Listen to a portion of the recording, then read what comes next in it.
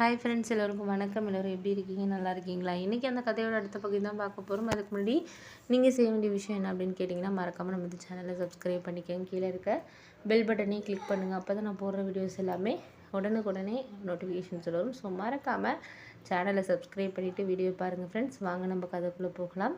அதுக்கப்புறம் நான் இது மாதிரி சொன்னேன். ஆமாண்ணா, நீங்கள் சொல்கிறதும் கரெக்டு தான்.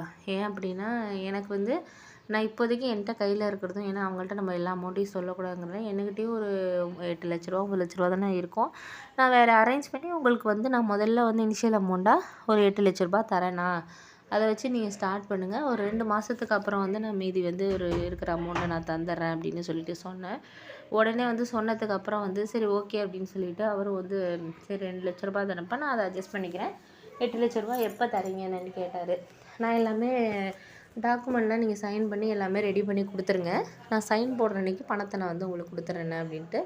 அப்புறம் என் ஃப்ரெண்டுக்கு ஃபோன் பண்ணி சொன்னேன். இது மாதிரி அண்ணன் இது மாதிரி பார்த்தேன்டா, போய் பார்த்தேன் அண்ணனை, இவ்வளோ இப்போ வரும்னு சொன்னார். நான் ஒரு 1,00,000 அந்த மாதிரி 2,00,000 கிட்ட கம்மி பண்ணுங்கண்ணே அப்படின்னு சொல்லியிருக்கேன்.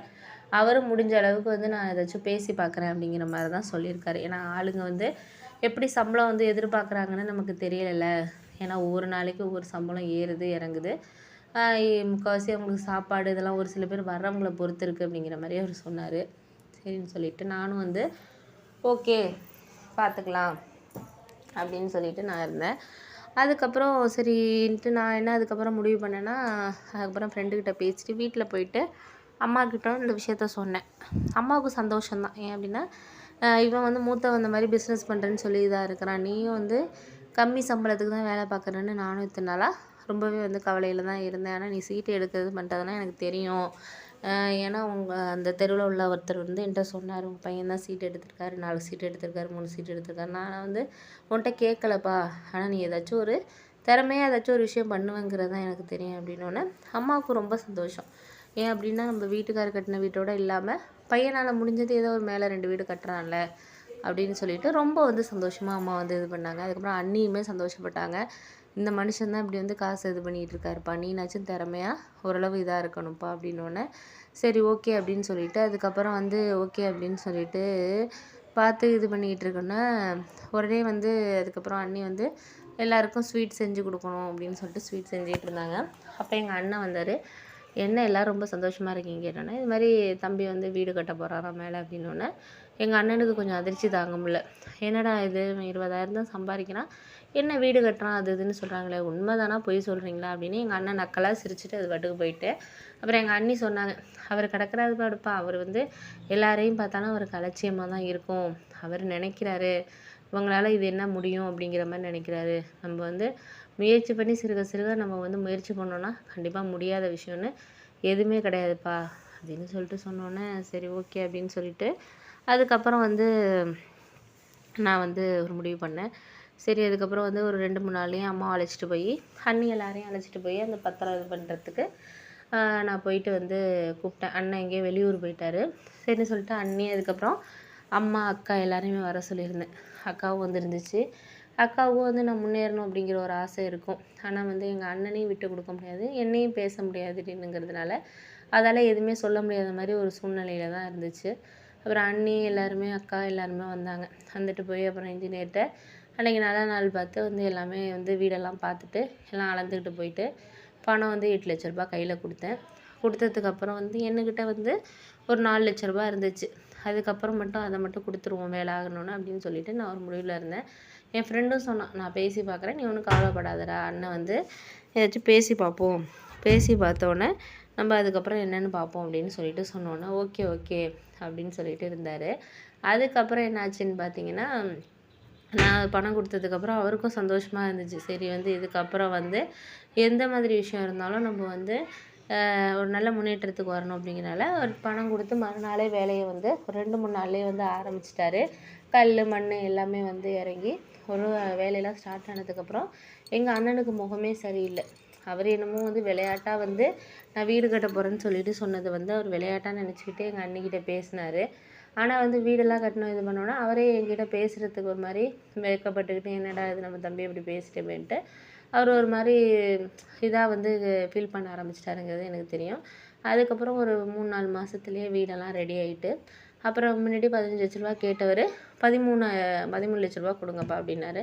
நானும் ஓரளவு கிட்டத்தட்ட ஒரு அந்த 3 மாதத்துலேயே வந்து கொஞ்சம் சீட்டெல்லாம் கொஞ்சம் இது பண்ணி முடிச்சுன்னு ஒரு 2, 3 லட்ச ரூபா கையில் வச்சுருந்தேன். ஏன் அப்படின்னா எவ்வளோ கேட்பாங்க என்னன்ட்டு தெரியல அப்படிங்கிறதுனால கூடவே வந்து ஒரு 3 லட்ச ரூபா வச்சுருந்தேன். அப்புறம் அவர் வந்து 13 லட்ச ரூபா கேட்டார். அப்புறம் கையில் இருந்ததை வந்து 5 லட்ச ரூபாயும் கொடுத்து நல்லபடியாக வந்து எல்லாமே பால் காய்ச்சி இது பண்ணிவிட்டு எல்லா வேலையும் முடிஞ்சு நல்லபடியாக பால் காய்ச்சினோம்.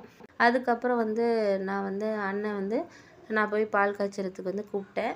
ஆனால் அண்ணனுக்கு வந்து என்னை இந்த மாதிரி பேசுனால எங்கள் அண்ணி மட்டும் சொன்னாங்க, அவர் முன்னாடி மாதிரி கிடையாதுப்பா, இப்போ வந்து ஃப்ரெண்ட்ஸுங்களுக்கெல்லாம் யாருக்கும் வந்து பணம் வாங்கி கொடுக்குறதுல எதுவுமே இல்லை. ஏன்னா கொஞ்சம் நஷ்டப்பட்டதுனால அவர் கொஞ்சம் திருந்திட்டார். ஏன்னா நீ வீடு கட்டிட்ட பண்ணிட்ட, நம்மளுக்கு 2 பிள்ளைங்க இருக்குங்க, அதுங்களை வளர்க்கணும், இவன் வந்து தம்பி இந்த அளவுக்கு ஒரு திறமையாக இருக்கிறானே, நம்ம இப்படி இருக்கிறோமே அப்படின்னு சொல்லிட்டு அவரே வந்து கொஞ்சம் மனசு மாற ஆரம்பிச்சிட்டாரு.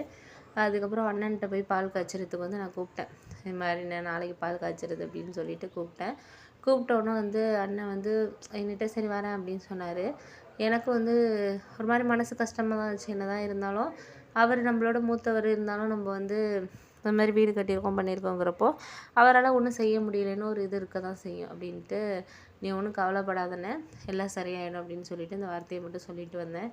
அதுக்கப்புறம் மறுநாள் வந்து பால் காய்ச்சறதுக்கு வந்தார். வந்து எல்லாரையும் ஒரு கிட்டத்தட்ட ஒரு எங்கள் தெருவில் மட்டும் ஒரு 50, 60 பேர் மட்டும் கூப்பிட்ருந்தோம். ஏன்னா ரொம்ப பேர் சொந்தக்காரங்களுக்கெல்லாம் சொல்லலை. ஏன்னா வந்து எதுக்கு ஒரு தடவையாக கல்யாணம் அப்படி பண்ணுவோம், அதுக்கு சொல்லிக்கலாம் அப்படின்னு சொல்லிட்டு ஒரு 50, 60 பேருக்கு மட்டும் கடையில் சாப்பாடு சொல்லி கொஞ்சம் சிம்பிளாக தான் பண்ணியிருந்தோம் பால் காய்ச்சறத.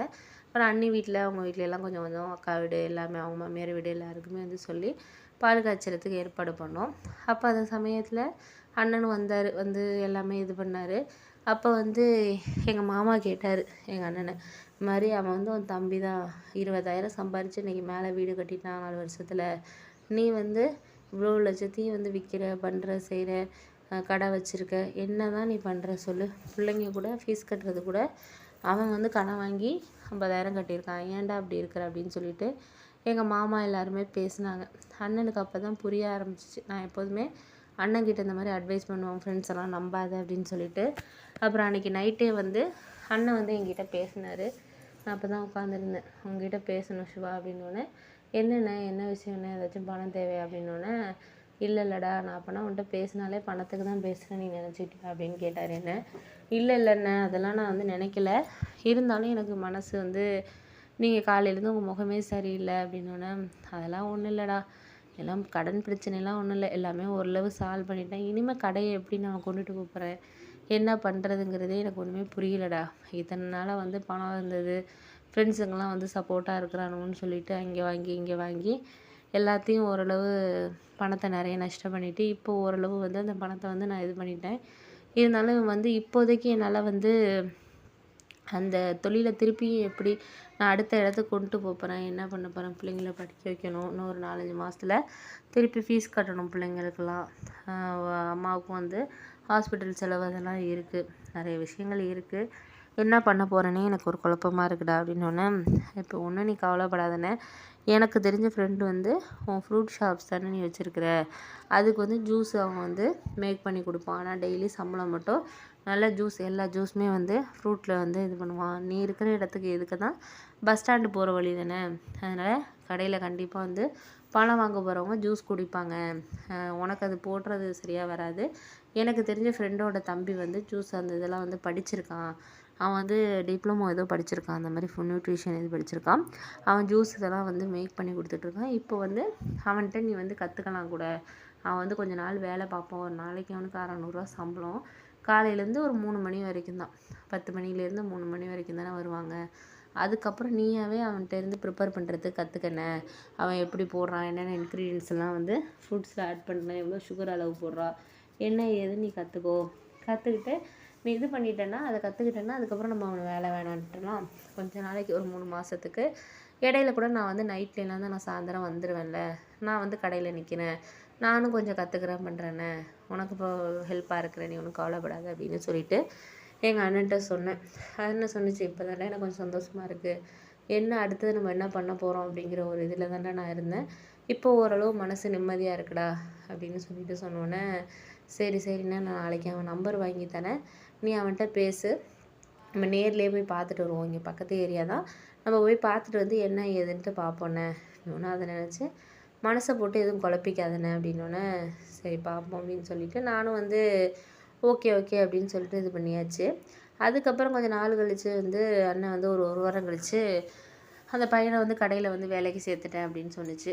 சரிண்ணே ஒரு நாளைக்கு 600 கேட்குறான்டா அப்படின்னோடனே, கொடுண்ணே ஒன்றும் பிரச்சனை இல்லை. அதுக்கு தகுந்த உனக்கு லாபம் கிடைக்கும். அந்த பையன் நல்லா டேஸ்ட்டாகவே பண்ணி கொடுப்பான்.